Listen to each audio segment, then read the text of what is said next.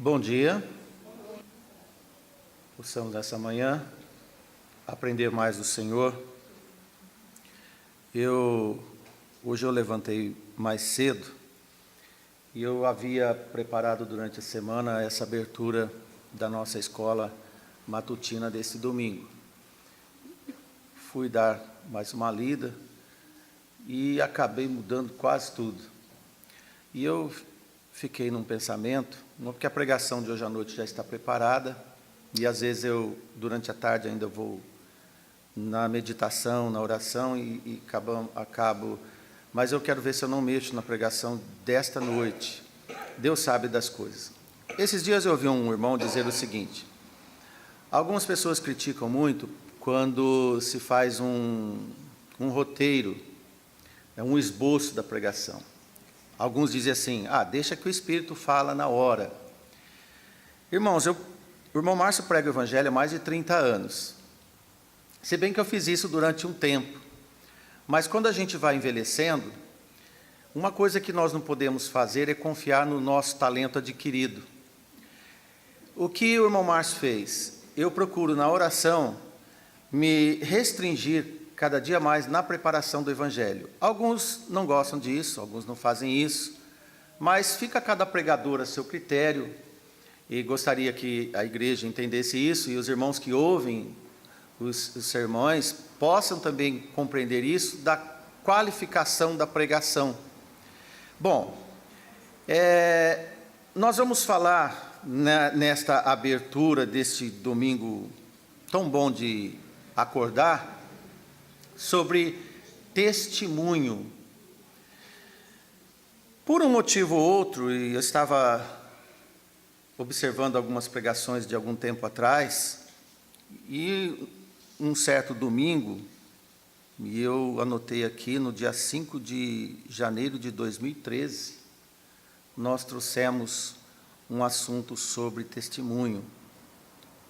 E falei, vou reenviar esta mensagem à igreja num formato mais curto e que possa trazer uma mensagem para cada um de nós, não só para nosso conhecimento, mas principalmente para a nossa prontidão, de fato, sobre testemunhar.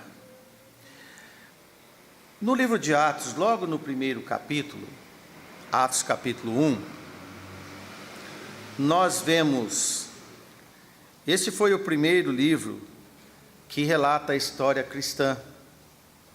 Na verdade, ele é uma sequência do livro de Lucas.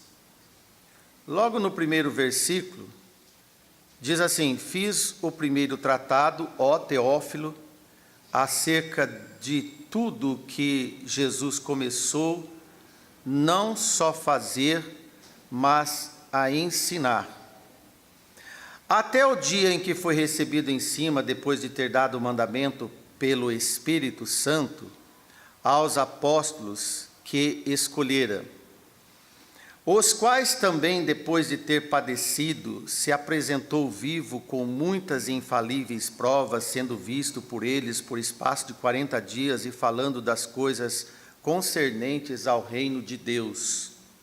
E estando com eles, determinou-lhes que se não ausentassem de Jerusalém, mas que esperassem a promessa do Pai, disse ele: de mim ouvistes. Porque na verdade João batizou com água, mas vós sereis batizados com o Espírito Santo, não muito depois desses dias. Aqueles, pois, que se haviam reunido, perguntaram-lhe, dizendo: Senhor, restaurarás tu neste tempo o reino de Israel? E disse-lhes: não vos pertence saber os tempos ou as estações que o Pai estabeleceu pelo seu próprio poder, mas recebereis a virtude do Espírito Santo, que há de vir sobre vós, e ser-me-eis testemunhas, tanto em Jerusalém, como em toda a Judéia e Samária, e até os confins da terra. Amém, irmãos? Olha, o momento que é apresentado em Lucas era do início do testamento em relação aos apóstolos e aos discípulos consequentes, após a descida do Espírito Santo, não é a fundação da igreja, mas uma reorganização na ausência de Jesus, depois dos 3 anos e pouco com eles, agora com o Consolador, o Espírito Santo. E testemunhar era o carro-chefe principal dos apóstolos. É claro que a condição de testemunha já havia iniciado antes de Jesus com João Batista. João Batista, o trovão do deserto, ele veio preparar, anunciar e testemunhar a vinda do nosso Senhor Jesus Cristo. Isso causou para João o efeito do testemunho, da ousadia, da predisposição de se identificar. Certa vez, ele, como testemunha, ele acusou Herodes por ter um caso extraconjugal com a sua cunhada Herodias, e tratou do pecado, como testemunha, e isso causou-lhe a separação do corpo, e sua cabeça foi decepado, apresentado num prato. No Novo Testamento, a palavra grega testemunho tem a ver com martírio, de martirizar. A questão da testemunha desde o Velho Testamento, de 2 testemunhas ou mais, era a questão de dar vida ou sentenciar a morte.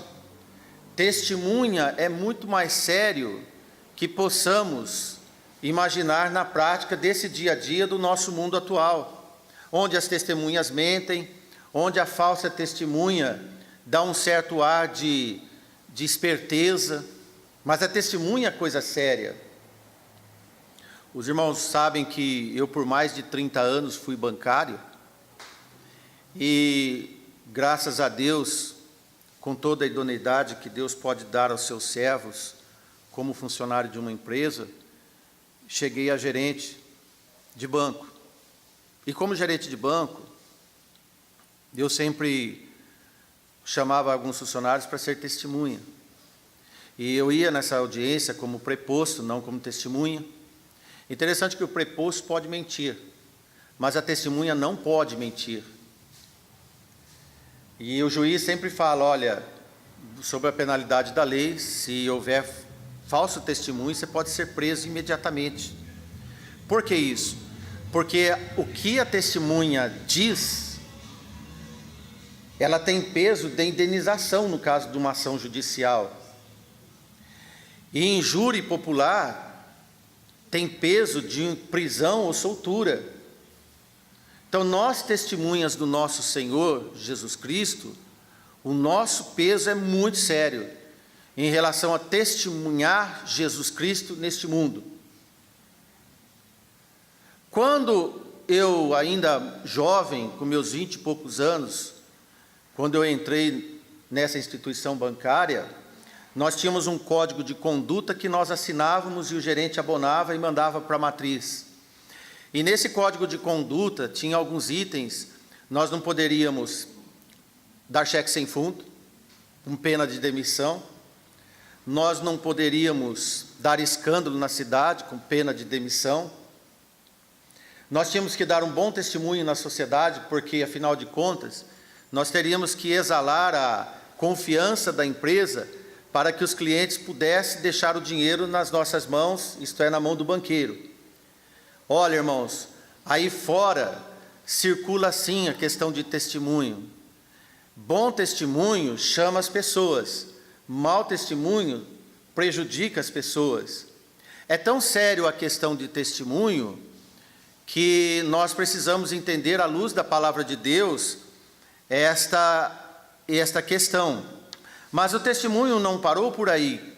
Quando o Senhor falou para eles, mas recebereis a virtude do Espírito Santo, que há de vir sobre vós, e ser-me-eis testemunhas. tanto aqui em Jerusalém, onde eles estavam naquela quarentena, tanto na Judéia, que era toda aquela jurisdição próxima de Jerusalém, da província, e Samaria, que se alongava um pouco mais, e até os confins do mundo. Dá a ideia de uma onda de testemunho que se alastra por todo o globo, por todas as épocas. Ser-me-eis testemunha. Hoje essa incumbência é nossa. E essa incumbência é nossa.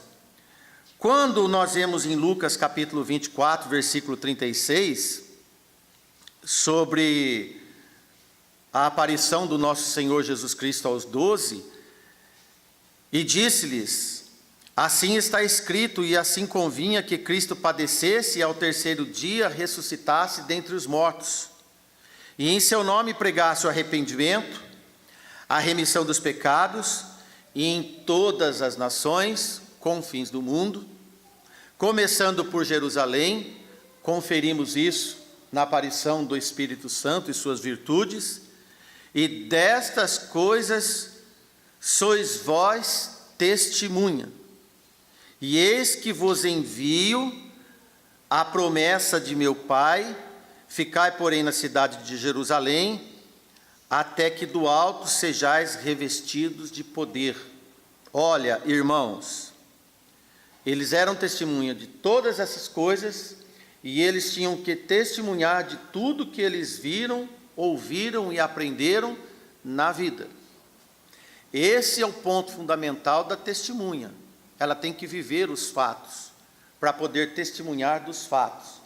Você tem que viver como o Senhor Jesus, como seu Salvador e Senhor, para você testemunhar daquilo que você é, daquilo que Ele é em você, para você transmitir a todos que estão te olhando, te observando, te vendo. A plenitude do Espírito Santo na vida dos testemunhadores é muito importante, essencial para poder testemunhar. E todos davam com grande poder testemunho da ressurreição do Senhor, e em todos eles havia abundante graça. E em todos os discípulos e todos aqueles que estavam testemunhando, havia abundante graça, graça abundante. Pela graça sois salvos, e isso não vem de vós, é dom de Deus. Se o dom de Deus, a graça de Deus pelo Espírito do Senhor está contigo, testemunhar é um reflexo daquilo que você é, e não daquilo que você exige ser, mas espontaneamente daquilo que nós somos. O banco me obrigava a não beber, a não endividar, a não dar falso testemunho. Era uma obrigação em troca do meu salário e do meu emprego. A palavra de Deus me direciona ao bom testemunho pela graça abundante de Deus que há em mim. Compreende? E de forma que os apóstolos chegaram ao ponto de, Atos 4:20, não podemos deixar de falar o que temos visto e ouvido. Não podemos deixar de falar. Irmãos, quer testemunho melhor que esse? Não posso deixar de falar.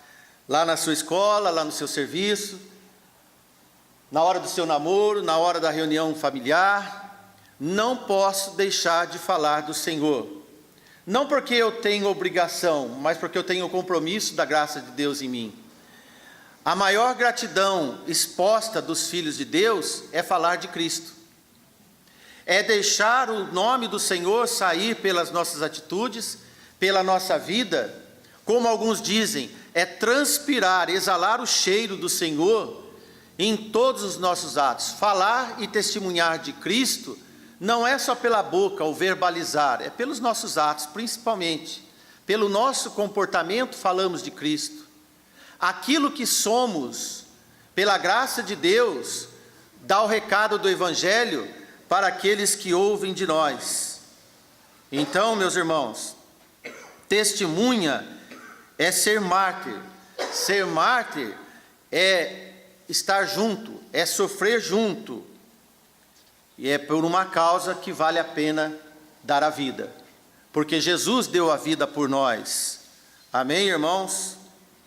Já no decorrer das igrejas formadas, lá na altura de 1 Coríntios capítulo 2, Paulo diz à igreja de Corinto, a igreja de Corinto que tinha tantos problemas de testemunho, e aquilo preocupava o apóstolo, porque a igreja deve ser o testemunho do Senhor, e Paulo diz: e eu, irmãos, quando fui ter convosco, anunciando-vos o testemunho de Deus, não fui com sublimidade de palavras ou sabedoria, porque nada propus saber entre vós, senão a Jesus Cristo, a este crucificado, e eu estive convosco em fraqueza, em temor e em grande temor. Um contraponto que Paulo deixa bem claro à igreja, que ele não era ninguém, ele era fraco, estava em temor e tremor, mas ele propôs saber aos irmãos, entre os irmãos, apenas de Jesus Cristo esse crucificado. Paulo não tinha que testemunhar dele, Paulo não tinha que testemunhar, por exemplo, de palavras sábias, aprendida por Gamaliel, aprendida pelo tempo do grande fariseu, do importante fariseu que ele era, estudioso. Ele extirpou tudo isso, deixou isso de lado, e na simplicidade da palavra, testemunhar Jesus o crucificado.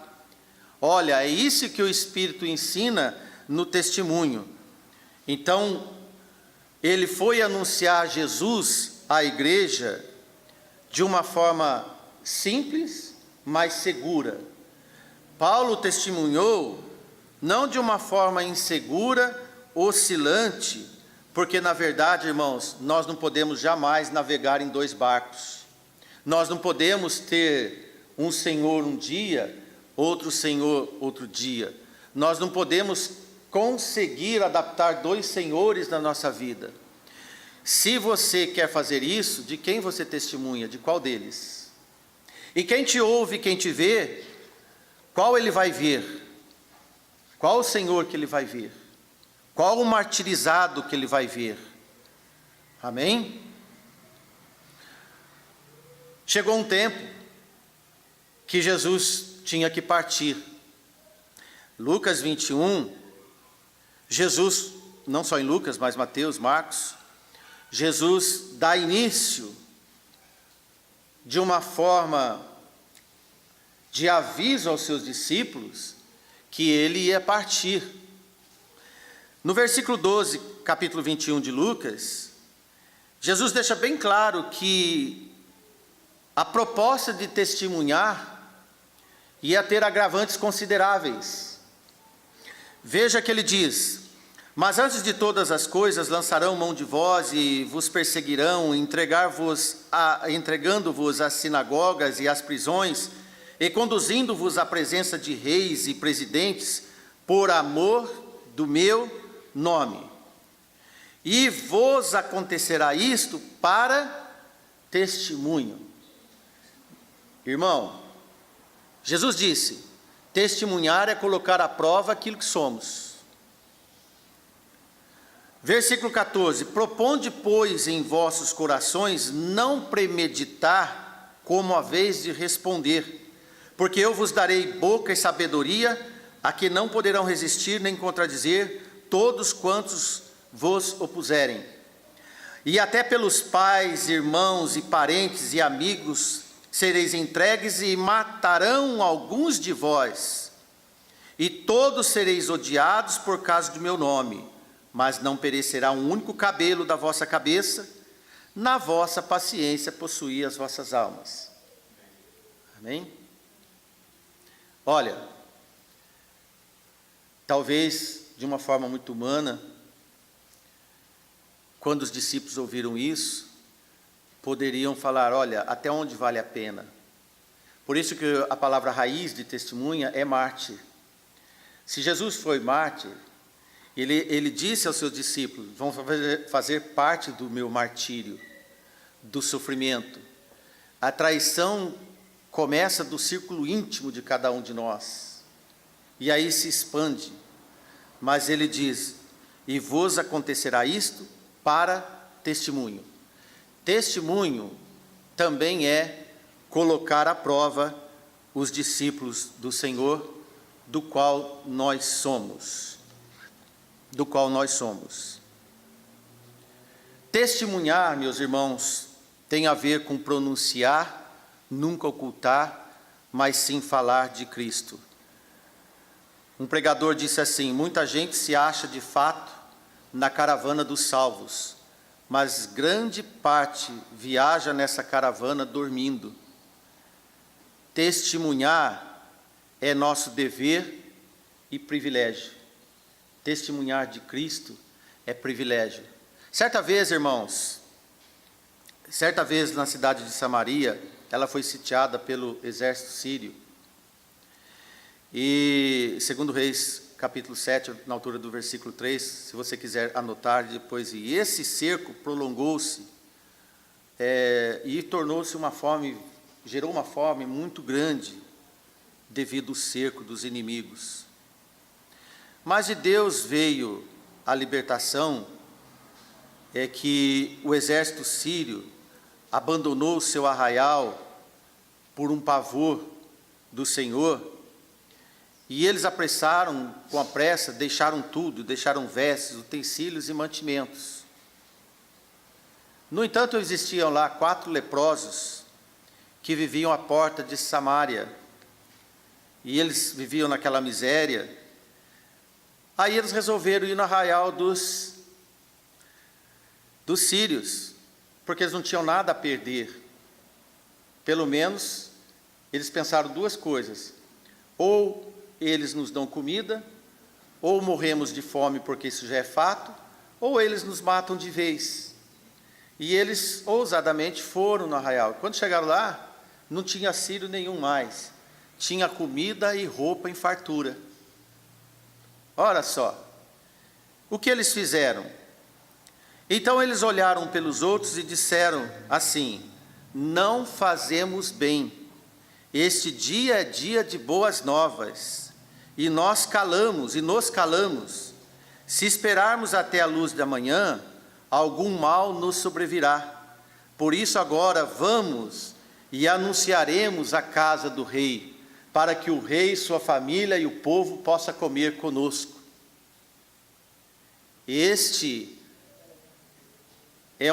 Esta é uma passagem bíblica que deixa para mim e passa para você que jamais poderemos comer sozinho da fartura que Deus nos dá.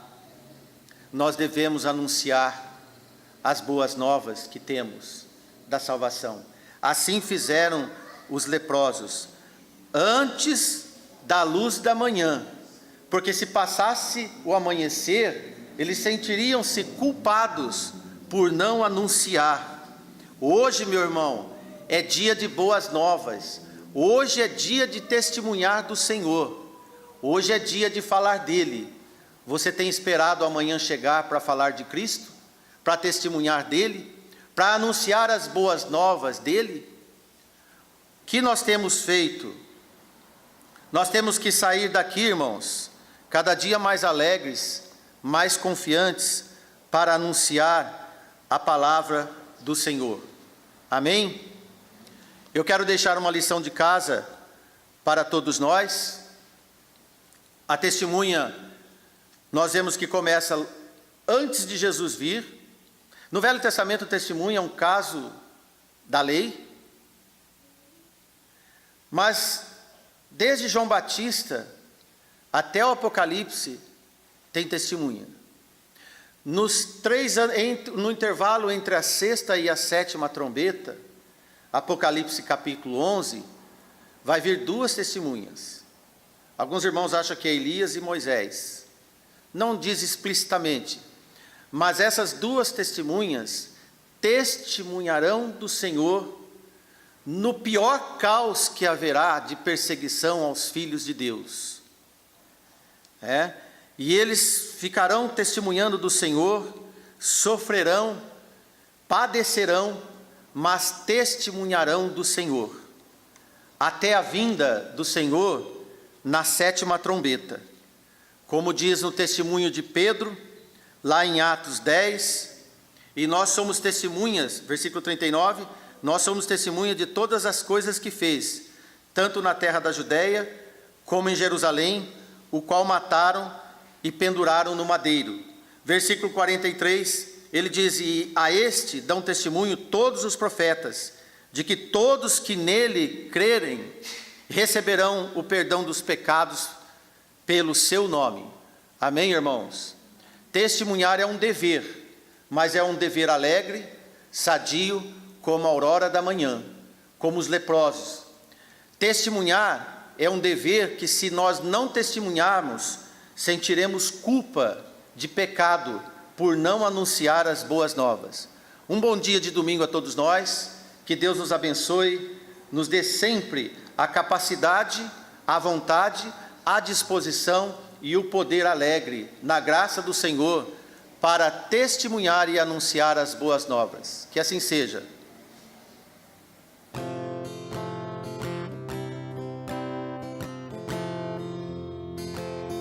Deus enviou Jesus, seu Filho, e seu amor, perdão nos dá. Na cruz morreu por meus pecados, mas ressurgiu e vivo com o Pai está. Porque vivo está, o amanhã não temerei. Porque vivo está, não temerei. Pois eu bem sei que é dele o meu futuro.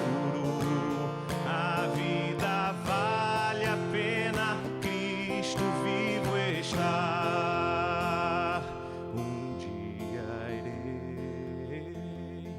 Passar o rio, vencer a morte sem temor, morrer pra mim será vitória.